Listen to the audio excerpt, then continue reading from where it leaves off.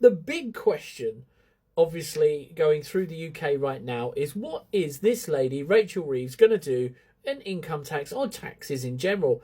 And we've been speculating for the last few months about what's going up, income tax, VAT, per mile travel, you name it. There's been so much stuff thrown all across the World Wide Web. And the truth of the matter is, I don't even think Rachel Reeves knows. I mean, the fact of the matter is that they claimed after they were elected that there was a £20 billion black hole in the UK economy. That's what they claimed. Not to mention that £12 billion of that came as pay rises for the public sector workers to ensure that they were given something, like union friends, if you like, back to the people.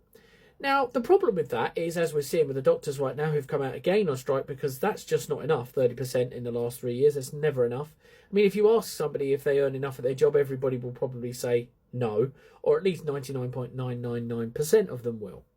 Now, the fact of the matter is, in less than 18 months, Rachel Reeves and the rest of the idiots who sit on the front bench of the Labour Party have managed to build up over £30 billion of black hole in just 18 months after they said, this woman says that they'd fixed it and they won't come back for any more.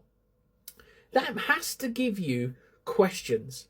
First question is, no one sitting on the front bench of or in the government actually has any idea about how to run a business. In fact, I'd question whether they have the idea of how to run a bath. The fact of the matter remains, if you don't get enough in, you can't spend enough out, and it's as simple as that. It's not just about taxing and taxing and taxing, because what happens in a high tax economy is all the rich people leave because they can, and all the poor people suffer. So that's not the answer. The answer is actually, as crazy as this sounds, is reduce the level of tax. Require the people to come back in, encourage them to come back in, encourage the investment, encourage them to get more jobs. The more people in work, the less people claiming benefits, and the more inland and revenue comes to the Inland Revenue and whoever else. His Majesty's Revenue and Customs. Isn't that grand? But these people haven't figured that out yet. And I've already done the equations for them 1,000,000 times. The first equation is very, very simple. If you've got somebody claiming £15,000 on benefits and you give them a job, they no longer pay £15,000.